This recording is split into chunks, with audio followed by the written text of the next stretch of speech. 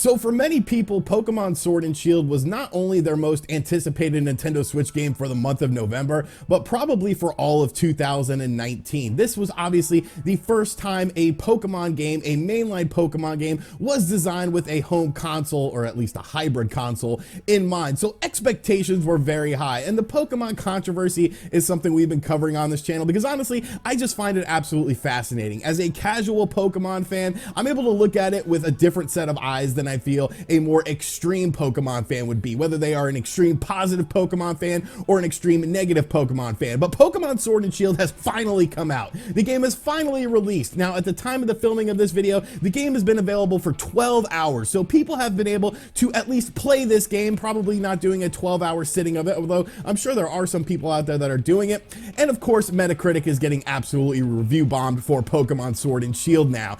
And this is just a fascinating situation that we see happening more and more. We saw backlash towards the Pokemon Sword and Shield reviews that were done by websites like IGN, Nintendo Life, and GameSpot. We covered that in a video yesterday on the channel. But the user score on Metacritic is something that is happening more and more with other games getting review bombed. This is the third instance this year that I can recall a game getting review bombed before people really have a chance to play the game, and for strange reasons. The first instance had to be with Astral Chain. I don't really understand why that game was review bombed. I guess maybe because it was a Nintendo Switch exclusive and people wanted it on other platforms would be some sort of reason, but there really wasn't any sort of controversy surrounding Astral Chain, yet that game got review bombed. Of course, Death Stranding was the next game to get review bombed, where people were not happy with critic scores about the game, saying that they overscored the game a bit, and maybe they did. I've actually been playing a good bit of Death Stranding. I'm about 11 hours in. I'm in the third chapter of the game,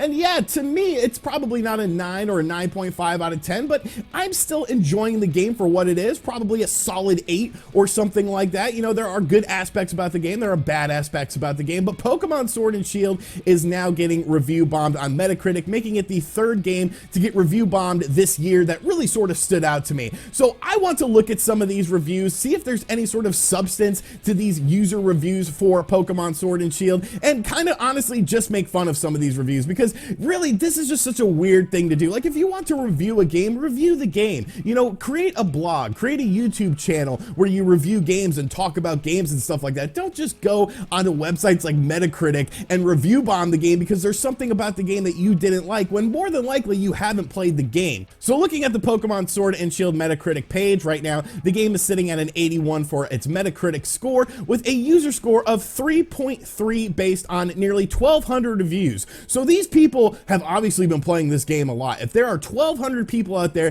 that felt confident enough to give this game a review, I guess these people stayed up all night, maybe getting hyped up on things like caffeine or cocaine or something like that, although I don't really see the Pokemon community being high into cocaine. But hey, you know, obviously these people have been playing this game a lot. These people know what they're talking about. So let's check out some of these user reviews, because I'm sure we're going to get some, you know, some really informative stuff here, some really good stuff. Now, looking at some of the top user reviews right now, the reviews that most people found helpful, you can see things like a 5 and stuff. I'm not going to talk about a 5 because Pokemon Sword and Shield can be a 5 to someone, I feel. If you don't like the graphical style of the game and things like that, then yeah, and the gameplay mechanics aren't really refined and things like missing Pokemon, sure, you could give this game a 5, as a 5 is a mediocre score. I want to look at things like the 2s and the 1s and the 0s, because those are the scores that I really feel are just absolutely bogus. So we have Before Jam here, 46 out of 56 people found this review to be helpful. By far the worst entry in the series yet. Pokemon cut, features cut, moves cut,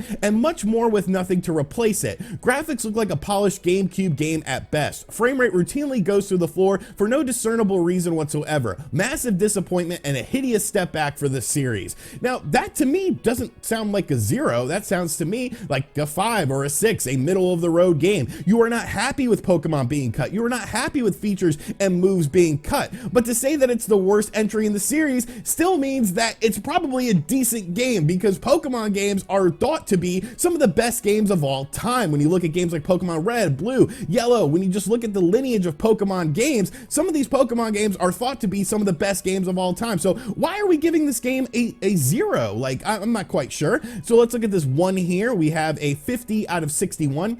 Yeah, and this person used quotation marks. So I'm not sure if they're paraphrasing someone else's review or this is their individual review, but let's go ahead and read it. Yet another rushed, disappointing mess for longtime fans of the series. Considering the emphasis that was placed on graphics and animation quality before Sword and Shield's release, you'd expect them to at least run at a consistent frame rate or not blatantly copy-paste animations from prior games. But neither of these come to fruition. Not worth losing half of the game's cast for. Objectively, as long as the gameplay is good, graphical quality is not an issue. Unfortunately, as with the 3DS era, Sword and Shield are dumbed down for the mobile phone generation. You're never made to go more than a few battles without healing, and if you could stomach that, you can look forward to endless handholding. And wow, Charizard, remember this Kanto Pokemon? If you have any semblance of critical thinking skills, don't buy these games. So once again, a 1 means that this game doesn't function, like it's not working, it doesn't do what it's intended to do. To me, it sounds like the game is functioning right. Let's be real here. We're talking about difficulty with Pokemon games.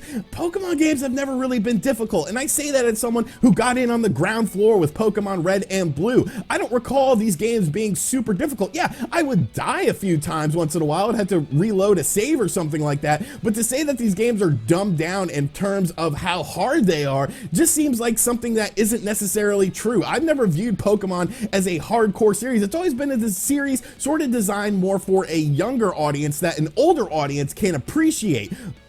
Here's a really fun one from Urlox. Everyone knows Urlox. Not all Pokemon are in the game. PS2 graphics, PS1 animation, hand-holding for the Tiri game.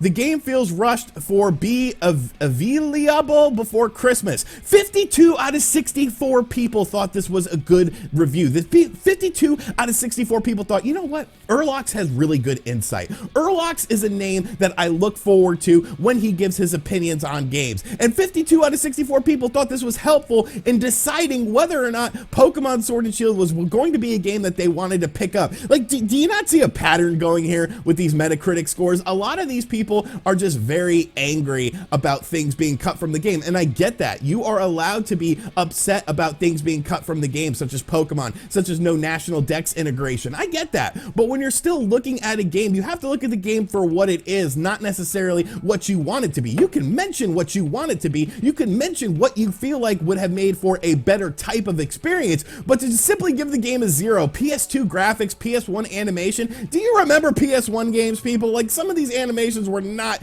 as nearly as favorable as you remember them. That's kind of why the PlayStation 1 Classic wasn't all that big of a hit, because those games haven't really aged all that great. Here's a fun one coming to us from Epic Gamer 420, which has to be one of my favorite usernames that I've ever seen on Metacritic, and maybe in general. I'm sure this individual was a big Xbox 360 player. He probably has that as his name tag on Xbox 360. He probably messaged me on Xbox 360 telling me that he slept with my mother and that I am a homosexual who prefers the company of men, because that's just a great name. You gotta let everyone know that you are a 420 gamer, not just a normal gamer. We live in a society where Game Freak can get away with making a half-baked game and charge her $60 with only a fraction of old Pokemon and not even 100 completely new Pokemon. And that is Epic Gamer 420's full review of this game. A 3 out of 10 that 26 out of 33 people thought was helpful. They thought, you know what, this is a really good review. This person, once again, Epic Gamer 420, has very good insights into the Pokemon universe. And you just see it going over and over again. Another 0 out of 10. Autosave doesn't work often. Your save data corrupt often, which is not necessarily true. Graphics are 3DS-ish, so bad. Character animation is awful. Your Pokemon are just fired. You're firing them? Are they working a job? Stressful and painfully slow game mechanics. 12-year-old girl has big, wow, okay, oh Jesus Christ. 33 out of 42 people found this helpful. You know what? It's time to do away with a Metacritic score. If you want to do a Metacritic score, there should be some way to verify that you have the game. Maybe put in the UPC code that you purchased the game and that you have played the game, some sort of verification process, or maybe verify certain users on Metacritic so that their scores hold more weight based on community feedback, because things like this are just absolutely ridiculous. Like, I don't understand the whole point of doing something like this. When you say a game is a 0 out of 10. You are saying that the game is fundamentally broken. You're saying that the game does not work. Obviously, this game is not a 0 out of 10. If you want to say it's a mediocre Pokemon game, feel free to, because I think some of the aspects of the game do look mediocre. Like I said, I haven't even played this game yet. I will play it probably after I finish up Death Stranding. Things like this are why the video game industry is often looked at as a childish thing, because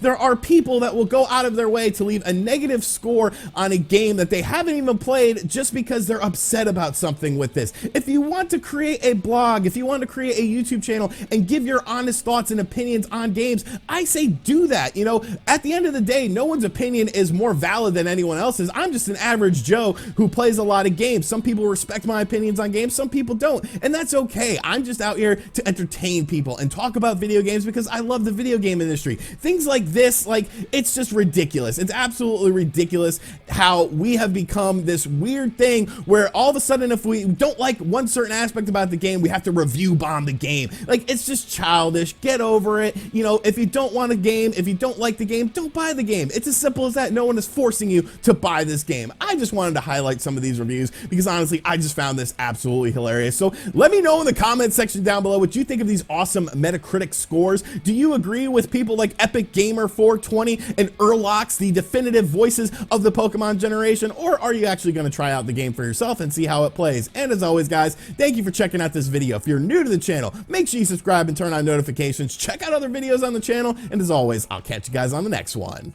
Later.